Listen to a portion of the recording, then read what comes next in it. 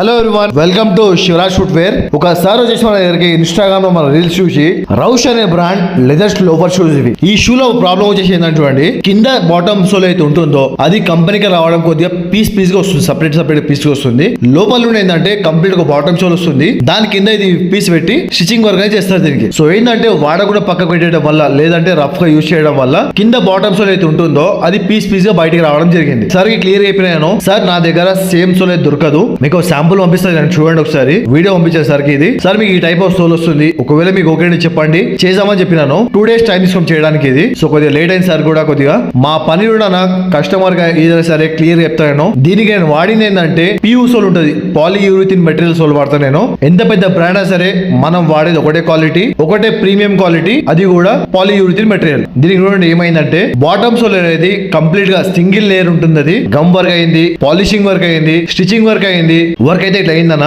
So last లో వచ్చేసి ఏమైందంటే ఒక చిన్న మిస్టేక్ అయిన దగ్గర ఇన్నర్ సోల్ అయితే ఉంటుందో దానికి బ్రాండ్ ఉండే ఇన్సోల్ బ్రాండింగ్ ఉండే రౌష్ అనే బ్రాండ్ ది. సో కొద్దిగా మిస్సింగ్ అయింది, అది నా సైడ్ నుంచి తప్పైంది కాబట్టి సార్ ఒకటి మెమరీ ఫోమ్ ఇచ్చిన నా సైడ్ నుంచి. It's my mistake. నా పని నచ్చినట్టు చూడండి అన్న, లైక్ షేర్ అండ్ సబ్స్క్రైబ్ చేసుకోండి, వీలైన కొద్దిగా షేర్ చేయండి. Thank you.